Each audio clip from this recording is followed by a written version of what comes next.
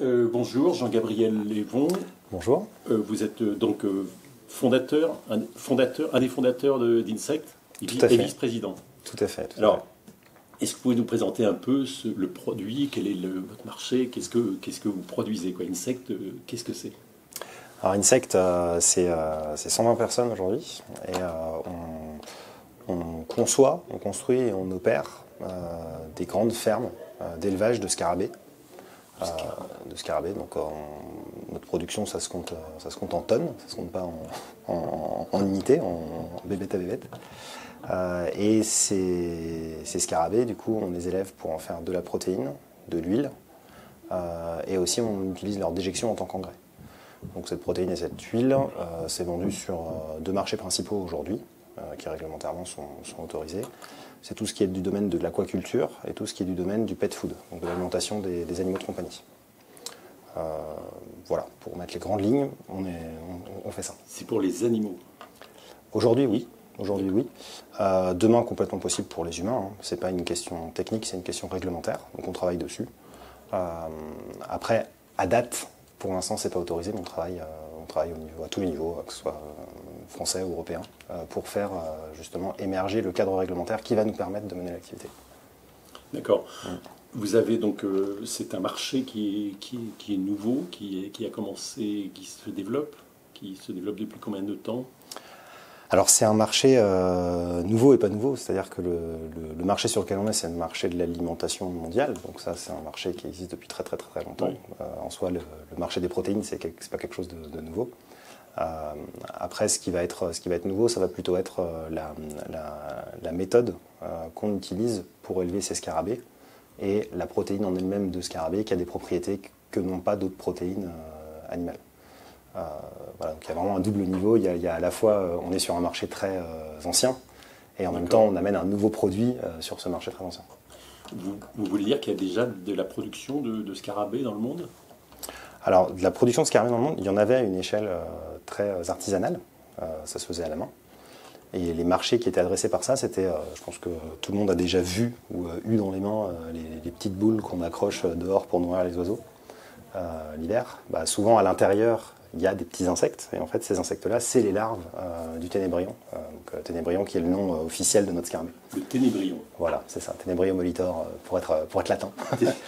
On connaît aussi sous le nom de ver de farine pour les pêcheurs. Les pêcheurs souvent le connaissent, ça a aussi très longtemps été vendu comme un appât de pêche. D'accord. Ouais.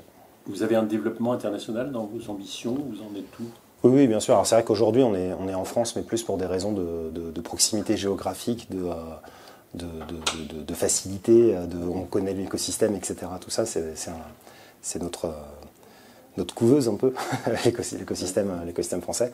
Après, clairement, oui, on a de la place de faire une quarantaine d'usines à travers le monde, sur tous les continents, clairement. Le plus vite possible. Voilà, on construit la première à Amiens, et dans la foulée, on en construira plusieurs en parallèle. Vous construisez en ce moment?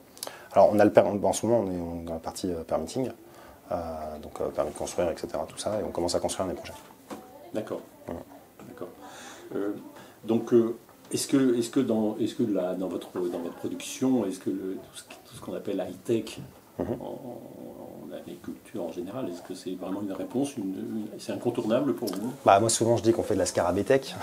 C'est une sous-section de l'agtech. Ouais. Oui, c'est incontournable, c'est contournable. Bon, c'est souvent des mots.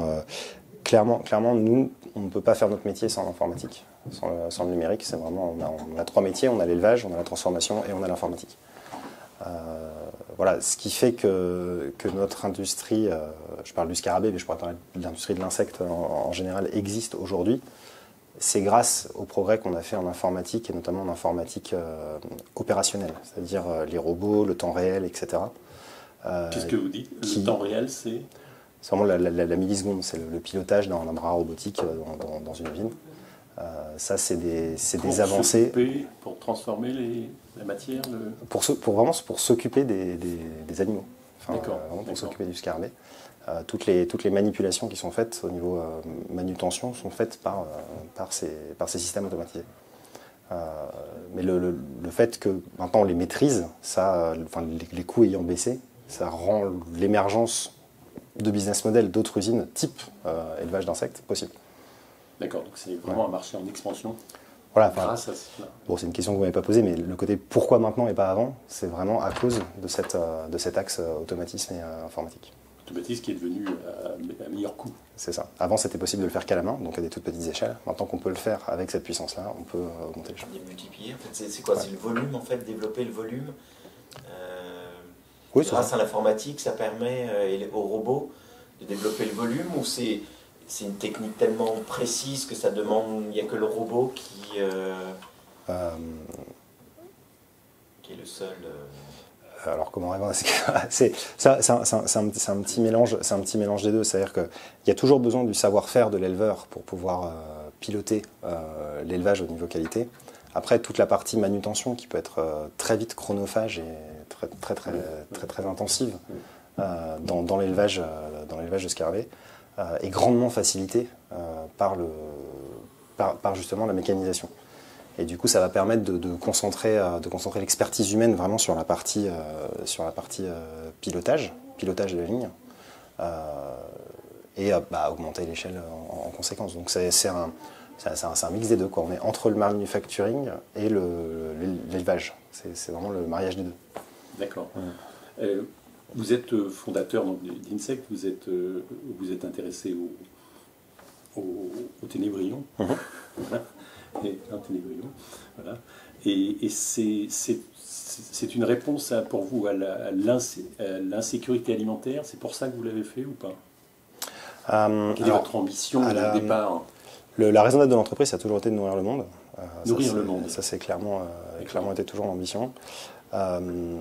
L'insécurité alimentaire, on ne l'a pas formulé comme ça. En tout cas, c'était toujours la question comment on nourrit un monde en croissance. C'est vrai qu'aujourd'hui, ça change un petit peu. On se pose la question, est-ce que l'important, c'est de nourrir un monde en croissance ou est-ce que c'est de nourrir un monde durablement, quel que soit son niveau d'atteinte finale. Donc ça évolue un petit peu. Enfin, on a toujours eu une approche très souple de notre raison d'être et de pourquoi on existe et à quoi on sert, qu'on remet en cause très régulièrement parce que voilà, on change dans un monde qui change, quoi, donc faut s'adapter. Mais voilà, ça a toujours été la question de la nutrition pour le monde, comment nourrir le monde, mais il y a les deux piliers, quoi. Qu'est-ce que ça veut dire nourrir et qu'est-ce que ça veut dire le monde, quoi. D'accord. Et vous êtes... oui, bien sûr, bien sûr. Donc l'ambition, c'est de nourrir le monde. Voilà. Est-ce que vous êtes compatible avec les défenseurs maintenant de l'agroécologie qui disent que c'est l'agroécologie qui va nourrir le monde? Alors moi je suis pas partisan des points de vue dogmatiques là-dessus. Je pense qu'il faut de tout. Il n'y a pas une solution. Il n'y a pas une solution. Il y a un panel de solutions qui va vraiment dépendre des acteurs, du coin, du local, de quel territoire on a, de quelles contraintes géographiques on a, etc. Donc dire il y a une solution et stop, c'est un mensonge. Enfin, pour moi c'est clair. On va se remettre dans des choses comme le soja à outrance. Le soja, c'est la meilleure protéine qui existe au monde. Faire que ça, c'est complètement absurde d'un point de vue écosystème. Voilà. Mais le soja, c'est génial. Donc là-dessus, je pense qu'il faut être intelligent, prendre un peu de recul et pas abuser d'une solution. Enfin, en fait, c'est ça. D'accord, on pourrait dire Insect, une des réponses. Ouais, on a souvent l'image de on doit construire un grand mur, on est une des briques. D'accord. Voilà, mais on est une brique. On n'est pas. Faut pas que toutes les briques ça soit Insect, quoi. Surtout pas. Et là, pour conclure, j'avais peut-être aussi un développement de questions, c'est que vous êtes sur un marché qui est donc domestique, animaux domestiques, c'est ça? Et aquaculture. Ouais, tout à fait. Aquaculture. Ouais. Et vous allez sortir de ce marché bientôt. C'est la réglementation qui vous empêche d'aller vers les animaux, par exemple. Est-ce que les... Bien sûr. Là-dessus, notre plan de développement, il est assez simple. On a toujours pris parti de n'être que sur des marchés autorisés complètement. C'est-à-dire qu'on n'est pas dans une industrie où on peut faire un petit peu d'avance par rapport à la réglementation parce que ça va changer, etc. Là, on parle de nourriture. Si on se trompe, c'est la vie des gens qui est en jeu, quoi. Bien sûr. La sécurité alimentaire. Exactement. Donc c'est un sujet beaucoup plus sérieux. Beaucoup plus sérieux. Donc nous, on a toujours pris ce parti d'être absolument dans la loi et d'être identifié comme un partenaire de discussion par toutes les autorités. D'accord, mais qu'est-ce que vous savez de l'évolution de ça, voilà, de l'alimentation? Qu'est-ce que vous en savez pour le moment? Qu'est-ce qui va se passer? Voilà, donc ça c'est le premier chose. Après, comment on a fait pour faire évoluer ce cadre et permettre simplement de faire exister le scarabée et les insectes en général dans le cadre alimentaire complet, parce que quand on a commencé, en fait, ça n'existait pas. C'est-à-dire qu'on n'avait pas pensé les insectes comme quelque chose qu'on pouvait manger. Donc du coup, il y avait juste un trou, un vide. Donc les instances réglementaires ont toujours été très ouvertes en disant oui, effectivement, on n'avait pas pris en compte que ça pouvait se manger. Donc on a des vitesses qui sont assez conséquentes de la part de toutes les autorités, parce que ils se disent oui, il faut qu'on modifie le truc parce qu'effectivement ça fait sens. Par contre, laissez-nous le temps, nous, de faire la discussion, etc. pour être propre. On s'est associé avec tous les acteurs insectes d'Europe et même un peu du monde. Et on a créé une association à Bruxelles maintenant, donc c'est ce qu'on appelle les lobbies, mais les lobbies bruxellois sont beaucoup plus intelligents que les lobbies français parfois. Où là, maintenant on est 50, une cinquantaine, ça s'appelle l'IPIF. Insect, on assure la présidence là quasiment depuis le début, je crois. Et donc ça c'est vraiment chouette parce qu'on a à la fois le côté nous on peut en tant qu'Insect faire avancer les sujets qui nous intéressent, puis nous en tant qu'industrie on peut aussi porter des sujets comme qu'est-ce que ça veut dire la réglementation, comment on dirige un élevage d'insectes, qu'est-ce que ça veut dire. Donc il y a beaucoup d'écritures de livres blancs aussi comme ça de création un petit peu normative qui explique aussi qu'est-ce que ça veut dire être un acteur de l'élevage d'insectes au sens large, tous les insectes, grillons, scarabées, mouches, blattes, enfin tout ce qu'on veut aujourd'hui. Donc ça c'est intéressant et ça nous donne une visibilité, un poids à plusieurs qu'on n'aurait pas si on était tout seul.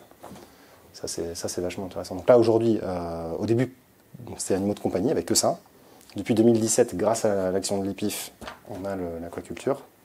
Et les autres marchés, je pense, vont arriver. Enfin, en tout cas, techniquement, il n'y a pas de... Donc il n'y a pas de raison, mais c'est plus là... Ça serait quoi? Ça serait...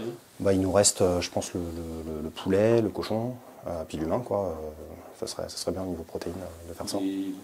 Après, bon, là, justement, sur le site de l'IPIF, on a fait une feuille de route complète qui dresse une carte complète de toutes les réglementations, où est-ce qu'elles en sont et sur lesquelles on travaille et sur lesquelles on avance, etc.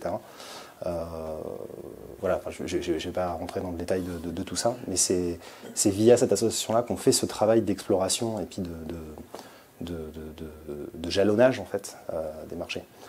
Après, une fois que j'ai dit ça, rien que aquaculture et animaux de compagnie, ça nous permet d'ouvrir plusieurs usines facilement, Donc après c'est une question de volume, Si tous les marchés étaient ouverts, on n'aurait pas assez de volume pour répondre à la demande, Oui, d'accord. Ça viendra. Ça viendra. Donc on n'a pas de frein réglementaire aujourd'hui au développement de l'industrie et de l'économie qui est lié à ça. La réglementation européenne, je parle de l'Europe, c'est plus une réglementation qui s'appelle positive, c'est-à-dire ce qui n'est pas explicitement autorisé est interdit. D'accord. Voilà. Et après, quand on a par exemple pour l'humain, il y a un procédé quand on introduit un nouvel ingrédient qui s'appelle le procédé Novel Food, qui est celui par lequel devra passer tout produit à partir d'insectes, pas que scarabée, mais tout nouveau produit à partir d'insectes ou à partir d'autre chose. Les jus de baobab, par exemple, à un moment, c'est passé par le Novel Food parce qu'il n'y avait aucun Européen qui mangeait du baobab avant.